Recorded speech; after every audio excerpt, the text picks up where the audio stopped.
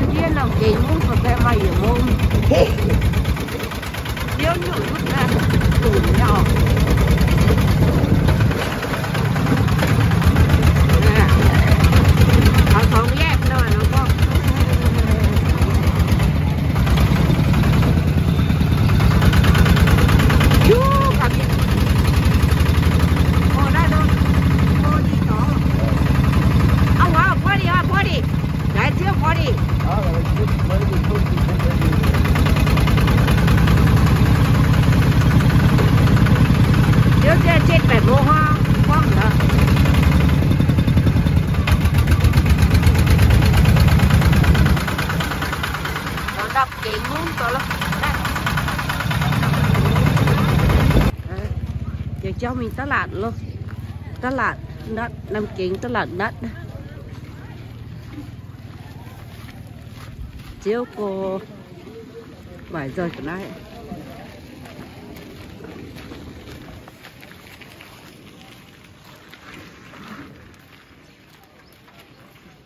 7 giờ cái này đấy tắt lạt thế này thế đấy nữa 7 qua nhưng mà ui nước qua nhưng ngon này tục ra biết cam nhẹ Ván á bố bạn á. Ván á. Ván tay mày lúc cá quá giờ học quá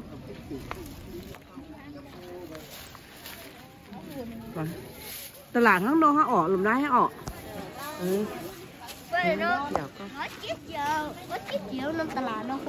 ủa chiều nó khô cọ tại Japan bà chị vậy thôi mà chị Japan tức là cơ mày nhá với mày vắng mà chiều tăng ở đó hóa tiền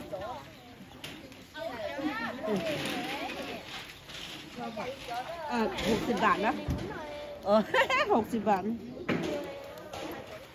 นี่nhỏ đấy 60 บาทđi nào để sao 60 á trả chứ nó ở đó cả đấy mày nó cái nào cam mà ở tao đâu cái bây giờ nó còn có cam như nào gửi dưới phải em phát là gửi cầu phát tên mày ngó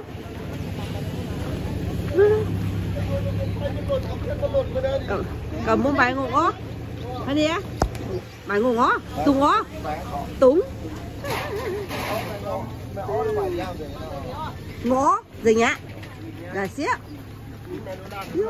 thảo mông hết nó mày á hả ní you not frozen đấy hả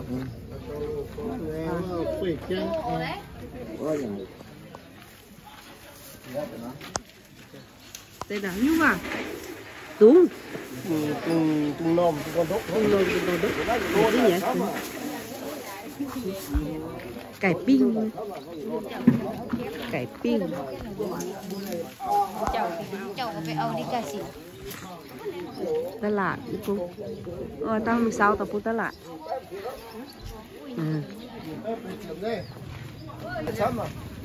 yellow này 2 pound is a lot 2 pound is a lot tôi nồng one yellow vậy nồng yellow tức là bữa sau tại dẻo hả lấy kilo hơn này sắm nhớ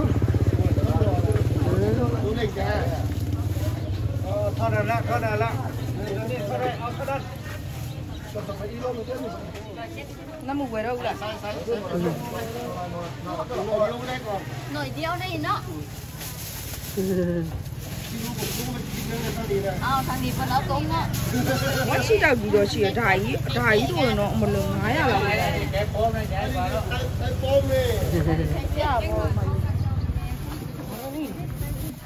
Mày hay chút đàn chút là 10 tôm muối ở 10 tôm muối ton. Tôm muối là trái hổ vô nóng mà. Đa dung. Kèn tàu kèn phẩy kèn. Phẩy kèn. Dùng cái chia cho nó dễ cái gì. Bó đâu. Phẩy kèn. Làm cái cái đấy nó là ship có thêm không? thịt vậy. Bác salad nó à? Bác salad nó à? Salad có siêu vậy đấy. Cái đó mà điều tiền Cũng lao này. đấy hát đồ không đây đây được thì thôi mày đại xong đó mà đồng kính nha free market Ông mốt cái lều đi lấy ship bắt co. Nè, nó làm lo, cấp làm, bảo ăn đi. Nè, cấp làm đi luôn đi, cấp lo. Nó là tiền suất, nó là chết ship, nó là 5 Như vậy là tổ phải chứ. Này phải chứ.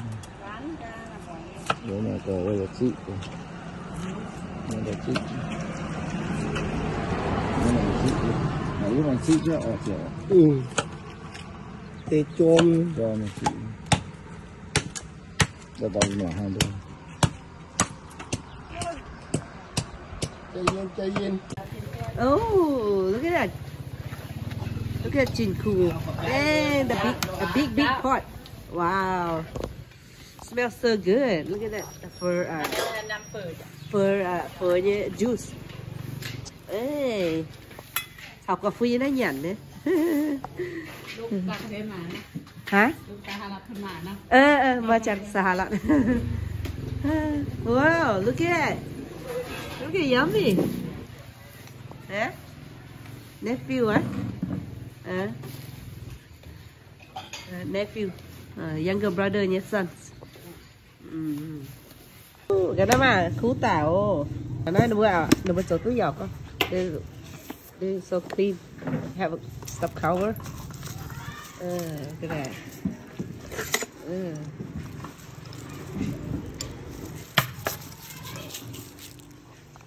À? Khú tả hả? Mới lấy đang có. Đã chiếu chiên. Cái này yummy. Noodle. Simple noodle, but smells so good. Cú phải không? Sắc cái và cái nằm kính bún nha, cả xoài cú hậu. Đang có. Không có nó cú tàu rồi đáng tàu với hai nát cà cú ở đâu phải nhiều làm nữa nát cà cú ok thế này vàng này cà cú điêu nát cà cú thì thôi ta nhận đá luôn cú coi nuôi tay để tập 100 ล้าน rồi hơi đô la nữa nuôi 100 oh that's so good one bowl like this 40 baht is like $1.25 a big bowl. Với ý tao nhà cá sỏi. Với tao nó nhà cá sỏi. Ấn tiền. Thảo ta sao chi bữa nhỉ? Cú nha. Alòi mấy? Alòi mấy? Nhà chủ cú tao khô mày luôn. Là chưa tôi nhìn xìa. Một cái này nhé. Nhé special order mà chứ lúc chín nhô. Tao này nhà cái lắm ra lúc chín nè. Để cái lắm ra lúc chín này cơ.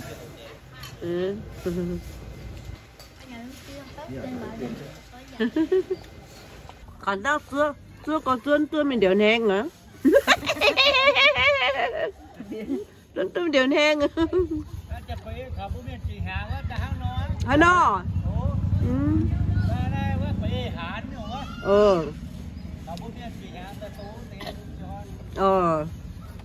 Nó là chị hàng á. nó với chị trang nữa rồi Ủa mà cái này tít lụt nè. lót ít tén nó nín hắn nó đi nè hắn nó nè nơi start cho nó nó start quyên ra chia tại vì lâu rồi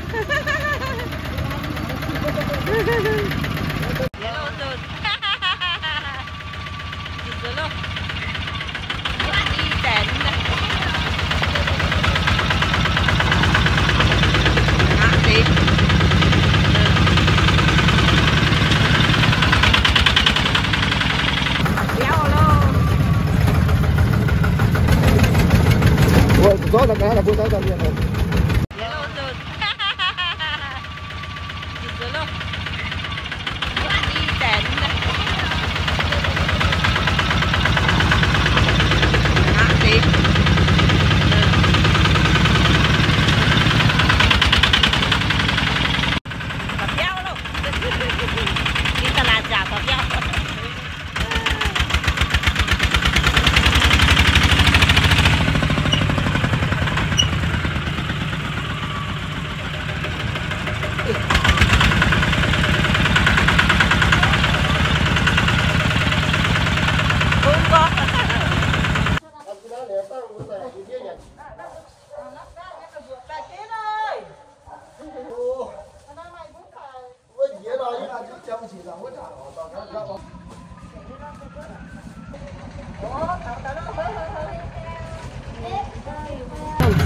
Lẩu san trước rồi này.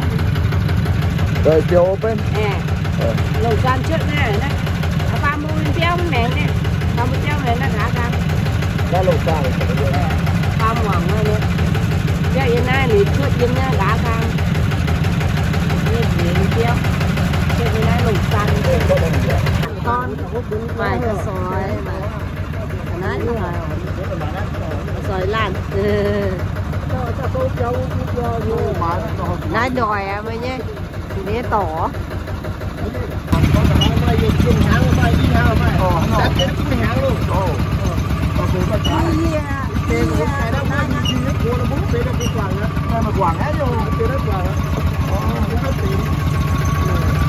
Đến đã đến đấy, cắt là túi nhỉ?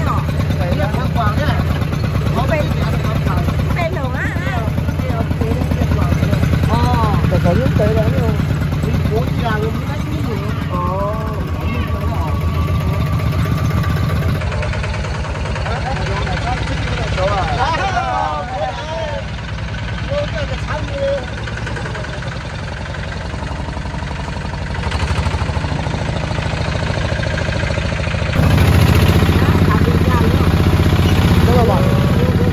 Bà chỉ muốn biết đi ăn rồi đó.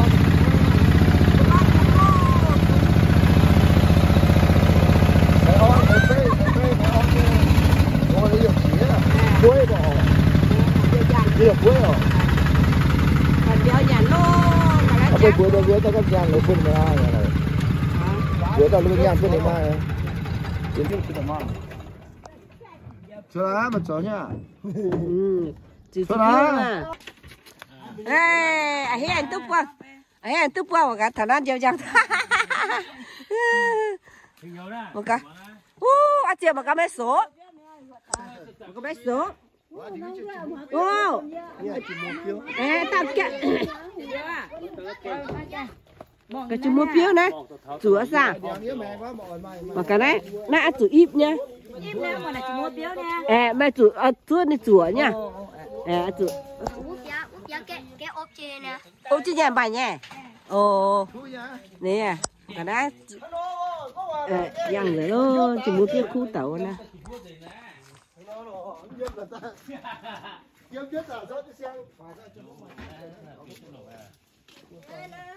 Chùm mua phiếu à, khu tải.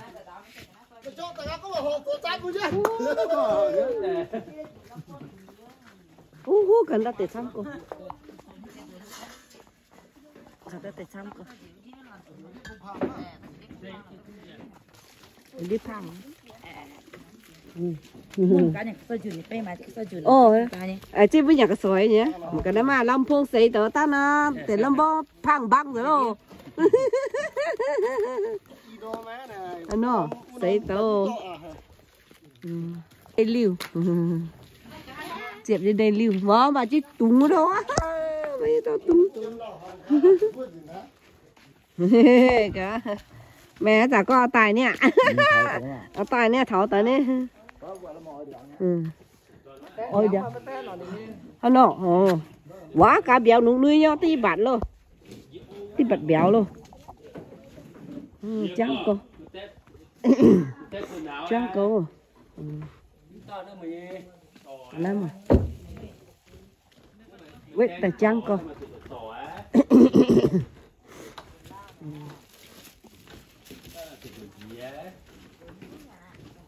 trắng cô như này chào một té quế là mình chụp gì á chẳng chỗ yêu toàn yêu bà đâu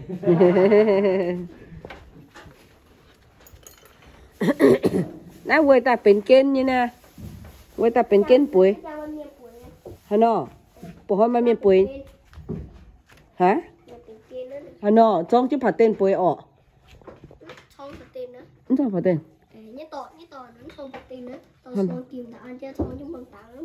อ๋อไม่อ่ะไม่ว่าไม่แกงงานออกมันจ้องมึงตังนะจ้างโอ้mà mung nhẹ nữa mà mung nhẹ chăm rồi nữa mà phát bụi nữa mà đang bật béo nhỉ fishing như thế nè ui tôi non tả lâu phải nhá em mới phải nhá mới chịu ai thế mà nè phải nhá tôi non làm dung tả lâu ui nè ok nè tôi non Thải ạ. Tôi thải ạ. hả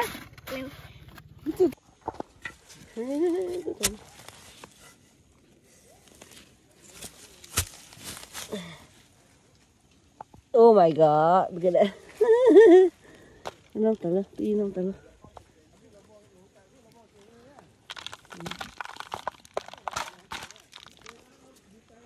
nhưng mà phải đâu nhỉ đâu nhỉ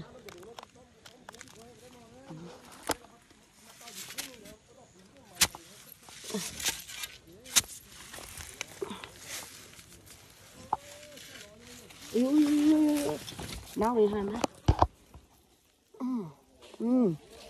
Nice.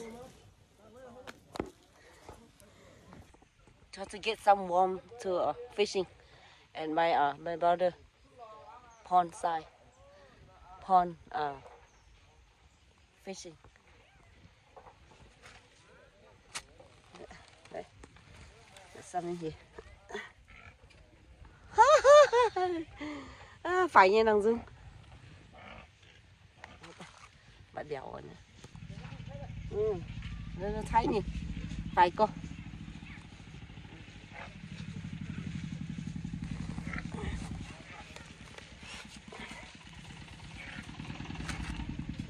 look at bạn này đâu here mà từ thảo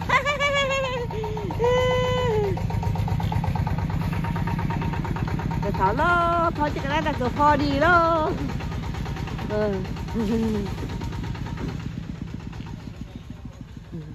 Look at this one.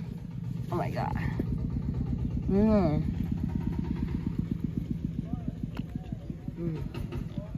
What in here?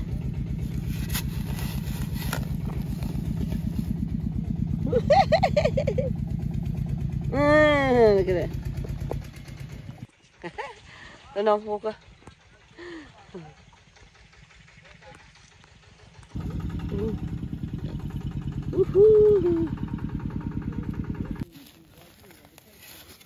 Người, cái là sao vậy? Người đó sao vậy?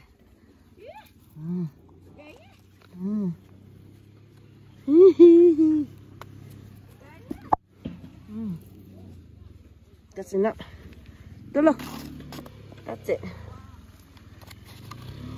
Come in. Cả béo luôn. Nào đi. Đang dùng bao hết rồi à? Tao phải ghé không béo à? Tí khỏe chứ bằng cả.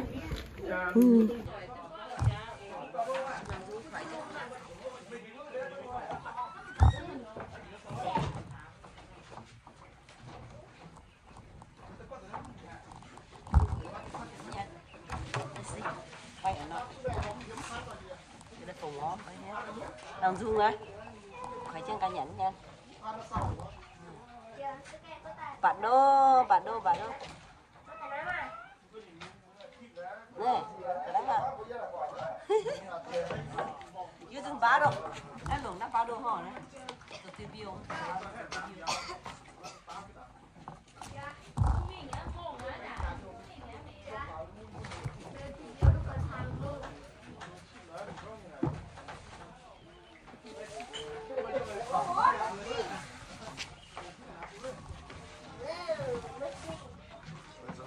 Bạn béo ấy. Đây, phải tiêu đâu? Phải ăn chứ đâu à? Tôi mặc cái như bao không? Một cái nhé. Wow. Dạ. Ăn trên đây bạch chứ nè. Có nhẫn nha. My brother pond. Fish pond.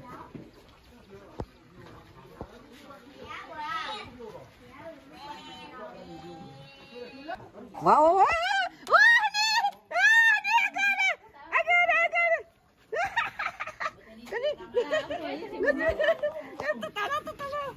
Mày bị phá quá coi. Anh cho bà con nhé. Cái thì đi sát xíu mà. Đấy, xíu cái ta.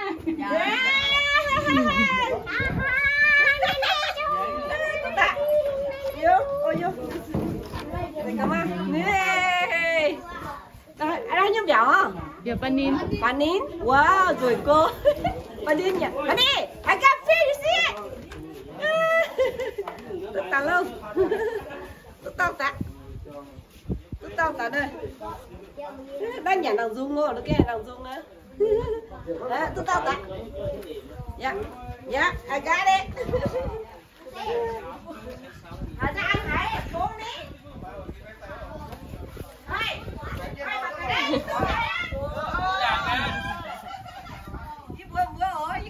Vì cho thoáng ở chiều á, vừa cho cú cho thoáng tại con.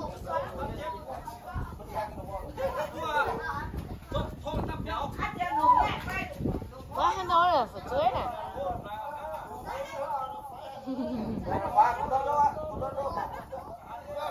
Anh nôn nó là hai. Ok, tôi tải.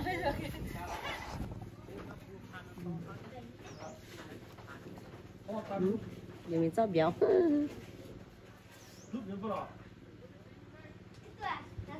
Ôm nắm hay sao? Ôm được tốt.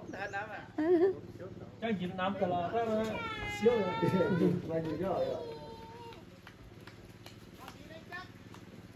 mà các bác, tôi tao tao lo bỏ hồ cô bác. My brother caught one with the net.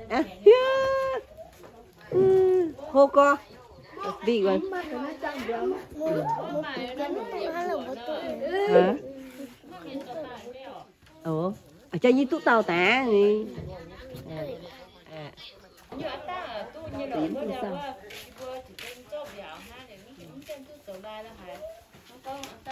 Two brothers. Two younger brothers.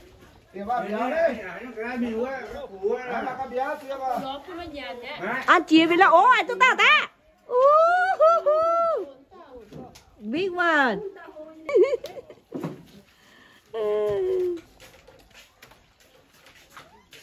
They use a net, but their own pond. So, catch their own pond.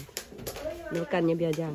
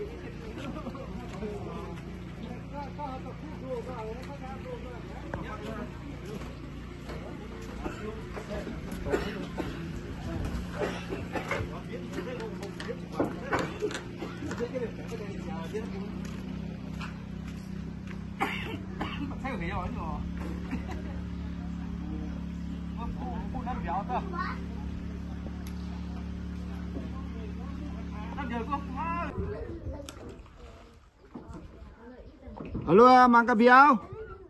Cho suốt là mang cả.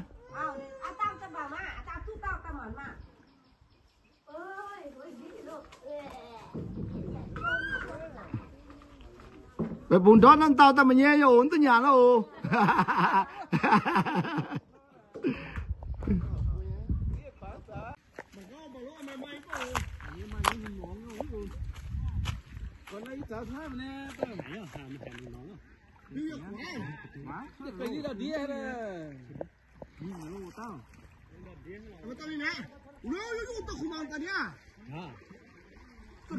Rồi.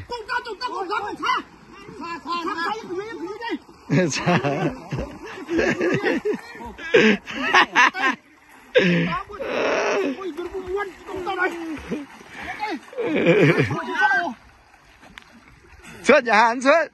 Em món thả đó. Thả đó không mặn quá. Ông qua nó nhà.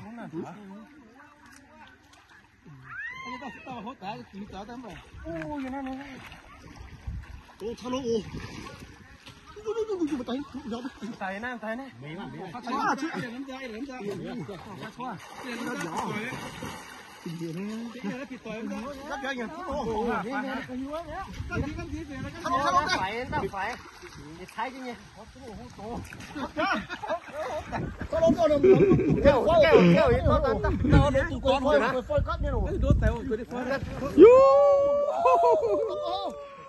Tay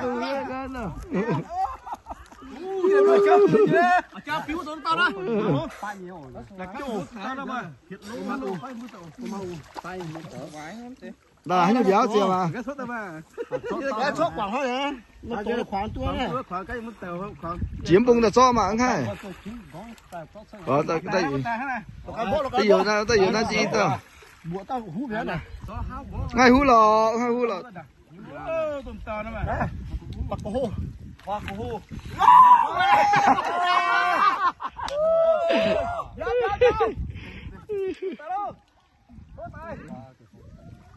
Tôm gió đó. Alo, chuyển lô mà hả? Ý sốt thì tốt nhỉ.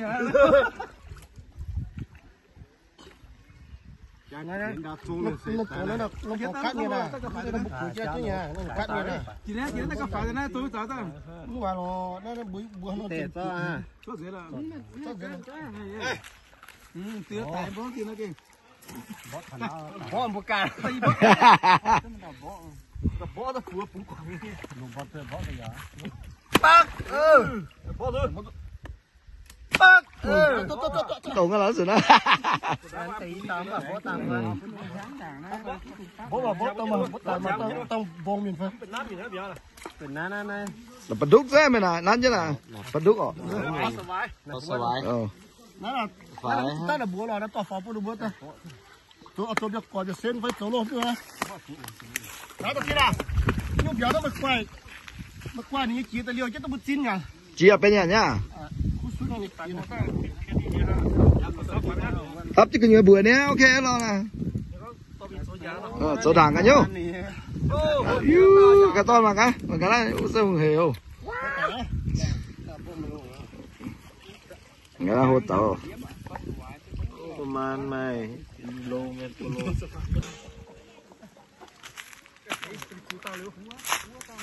Yêu hồ hải ăn tao. Yêu hồ tài. Để tao cả nhà. Cho piu tao á. Cho phiếu tao cổ hồ. Cái là nó tân thực hiện thả cho nó đồ có làm gì nữa không? Nó sùng đồ. Cái đĩa đường luôn á. Và có cái gì nữa, nhà cô là nó phải khó cái. Bán sạc cái. Lúc kia nó chuột nó rồi. Ui sao hết số hành thiết này mà nó nữa. Nó vượt suối tao. Cả nào hảo chê, cả đứa cho nó lốm lô vào cả má. Cả đấy, ô cô. Ok. Ok tự nhiên luôn. Cái này mà yang nhà lô việc xin luôn không? Tôi không hiểu đâu mà các bạn. Ô, đi tập vào đúc ô, đi tập vào đúc ô. Đi tập vào đúc ô. Cái đấy mà. Cái một tí lô, yêu, nãy giờ giảm to tao. Nhưng mà đạp buồn, hoài tôi ta lâu hình cái nè, hình cái mà cái gì mà. Dạ, đã lủng quá mong số tao.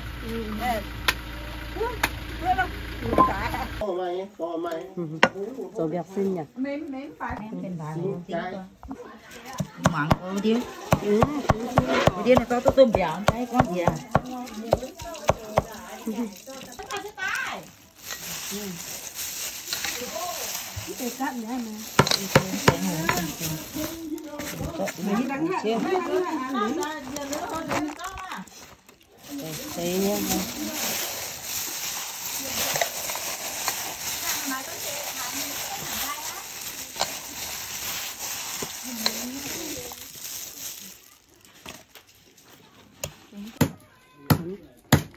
Nè mà. Về té có thể ở gì?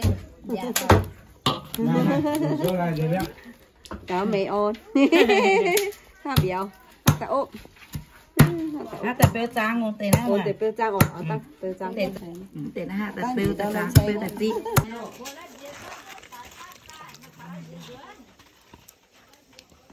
Đã gì đâu.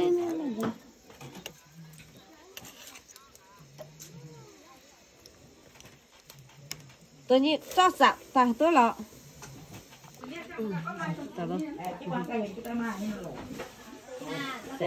tao quá cái lưỡi keng nó cho bé bịa chú đào á giọt á nín bội nhớ hổ bác sĩ thầy giàu tổ cái này hàng tao hàng phố nãy tôi làm sửa luôn thì làm nhận tôi luôn cái nó bịa răng bây giờ chị ô nhỉ? Ồ, quả mưa nó rồi ta giàu ạ. Phấn tế nó nấm chang luôn.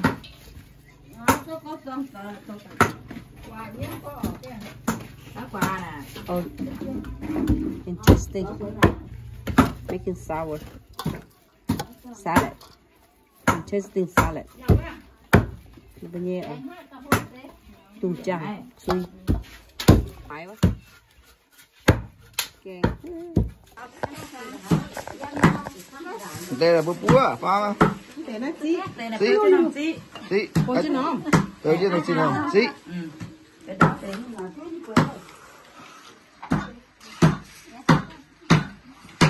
Ai có nhận ngon nữa, để thấy có nhận ngon ạ. Ai nhận ngon để thấy có nhận ngon ạ. Ngon. hôm nay con bơ là tao nhang cái hơi bông ngồi cái đầu bớt con tụi là con bớt mất tiền mà cái Y peo á này, y peo hả nọ? y peo đó à? Mình nhảy luôn. Nhau này quá. Mình nhảy luôn. Vô ăn nó nát nọ. ủa nát con nát rồi khui nha. Đi rồi khui nha. Tên nó béo à? Còn tao béo tôn. Nó béo. Nó tăng rồi mà. Hắn nôm mà. Béo rình đó. Đây để xuống béo rồi. Oh my god, a lot of juice. Đây, wow. Đi thong xăm tàu. Kinh này diện sủa tao này. Chom ọ.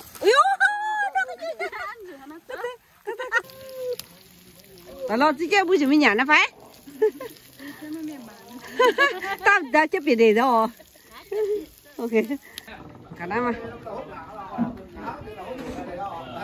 Nó bật tay, nó nhàn. Cả đó mà.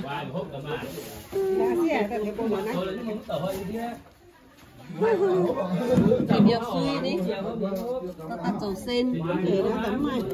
Ok, đó mà tao cứ nó ăn. Để nó suy.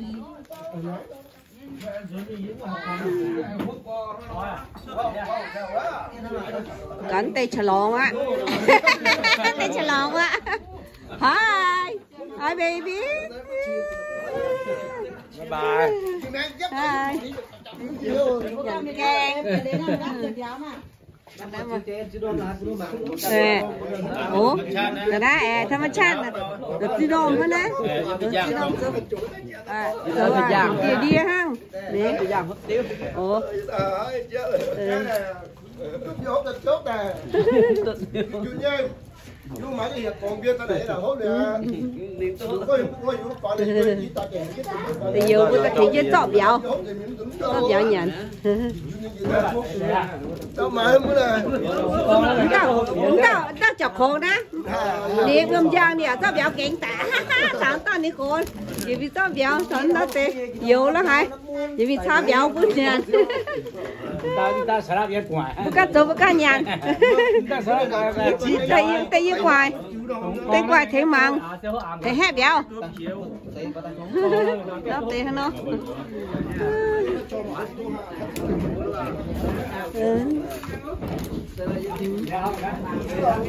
tao đi đây tuổi chết lậu mình tuổi chết lậu mình cha có béo à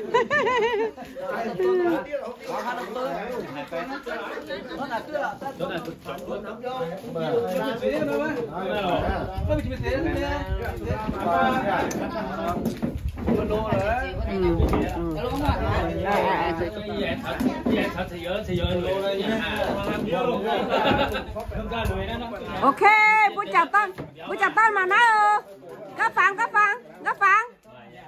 hey bằng nói đi ít chút bằng này ít chút bằng này con là Huyến buông tay con à Huyến buông tay bằng đây gấp phẳng bằng ó giờ y bùa thế chàng nghe thank you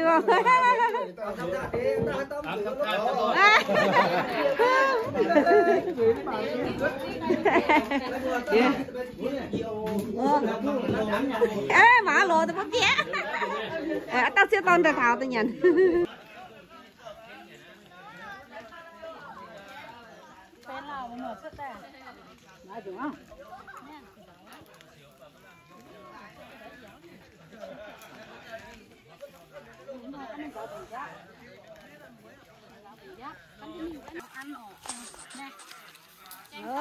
nhận béo luôn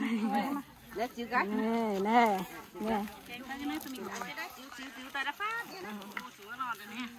con này sữa ăn chay ha sữa lò nè đấy cái này xíu cái này rồi đó xíu pha như cả đây cú tàu cả đó tàu cái đây mà sữa tàu tôi cầm chỉ cho non đi cầm non đi đang tàu đang có đeo chìa nhận tao dùn họ not bad they call fish scale đeo chìa đang có